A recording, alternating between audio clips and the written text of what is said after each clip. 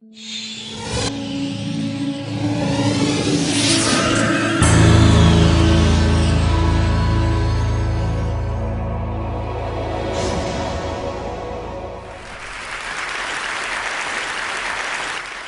a pediatrician and an anesthesiologist, so I put children to sleep for a living. And I'm an academic, so I put audiences to sleep for free. But what I actually mostly do is I manage the pain management service at the Packard Children's Hospital up at Stanford in Palo Alto. And it's from the experience of about 20 or 25 years of doing that I want to bring to you the message this morning that pain is a disease. Now, most of the time you think of pain as a symptom of a disease, and that's true most of the time. It's the symptom of a tumor or an infection or an inflammation or an operation. But about 10% of the time, after the patient has recovered from one of those events, pain persists. It persists for months and oftentimes for years. And when that happens, it is its own disease. And before I tell you about how it is that we think that happens and what we can do about it, I want to show you how it feels for my patients. So imagine, if you will, that I'm stroking your arm with this feather, as I'm stroking my arm right now.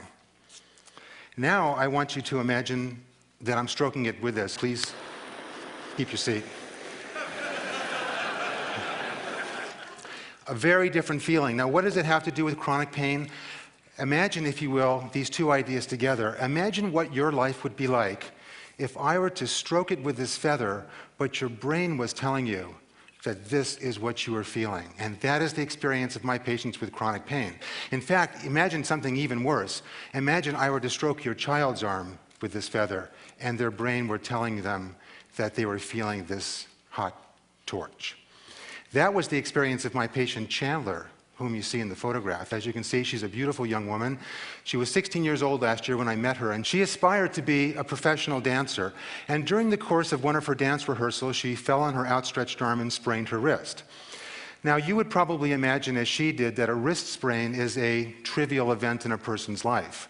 Wrap it in an ace bandage, take some ibuprofen for a week or two, and that's the end of the story. But in Chandler's case, that was the beginning of the story. This is what her arm looked like when she came to my clinic about 3 months after her sprain. You can see that the arm is discolored, purplish in color. It was cadaverically cold to the touch. The muscles were frozen, paralyzed. Dystonic is how we refer to that. The pain had spread from her wrist to her hands, to her fingertips, from her wrist up to her elbow, almost all the way to her shoulder. But the worst part was not the spontaneous pain that was there 24 hours a day. The worst part was that she had allodynia, the medical term for the phenomenon that I just illustrated with the feather and with the torch. The lightest touch of her arm, the touch of a hand, the touch even of a sleeve of a garment as she put it on, caused excruciating, burning pain. How can the nervous system get this so wrong? How can the nervous system misinterpret an innocent sensation like the touch of a hand and turn it into the malevolent sensation of the touch of the flame? Well, you probably imagine that the nervous system in the body is hardwired like your house. In your house, wires run in the wall from the light switch to a junction box in the ceiling, and from the junction box to the light bulb. And when you turn the switch on, the light goes on, and when you turn the switch off, the light goes off. So people imagine the nervous system is just like that.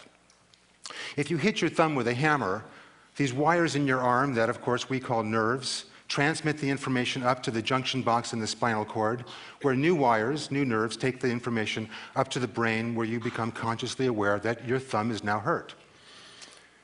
But the situation, of course, in the human body is far more complicated than that. Instead of it being the case that that junction box in the spinal cord is just simply where one nerve communicates with the next nerve, by releasing these little brown packets of chemical information called neurotransmitters in a linear one-on-one fashion, in fact what happens is the neurotransmitters spill out in 3 dimensions, laterally, vertically, up and down in the spinal cord, and they start interacting with other adjacent cells. These cells, called glial cells, were once thought to be unimportant structural elements of the spinal cord that did nothing more than hold all the important things together like the nerves. But it turns out the glial cells have a vital role in the modulation, amplification, and in the case of pain, the distortion of sensory experiences.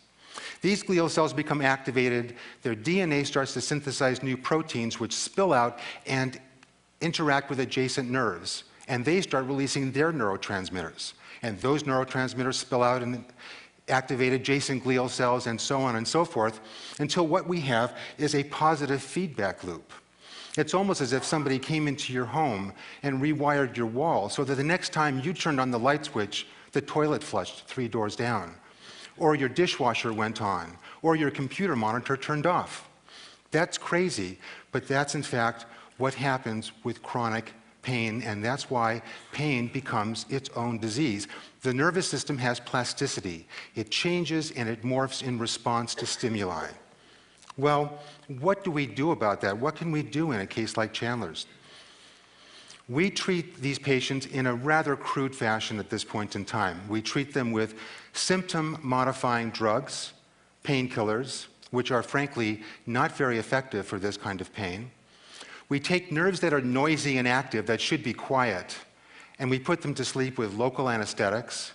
And most importantly, what we do is we use a rigorous and often uncomfortable process of physical therapy and occupational therapy to retrain the nerves in the nervous system to respond normally to the activities and sensory experiences that are part of everyday life.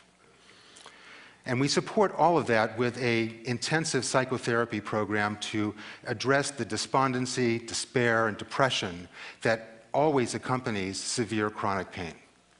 It's successful, as you can see from this video of Chandler, who 2 months after we first met her is now doing a backflip.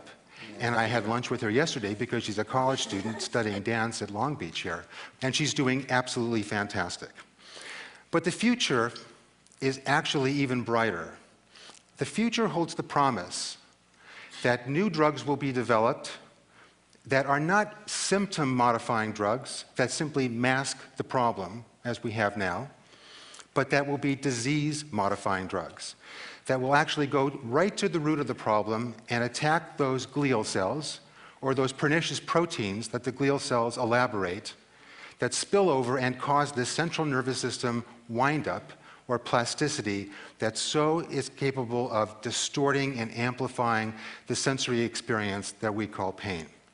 So that I have hope that in the future, the prophetic words of George Carlin will be realized, who said, "My philosophy, no pain, no pain."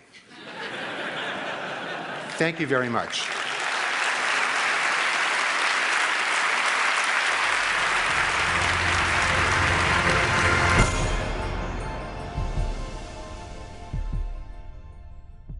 With thousands of investment professionals across 4 continents, Allianz Global Investors applies on-the-ground analysis of local capital markets to help investors prepare for tomorrow.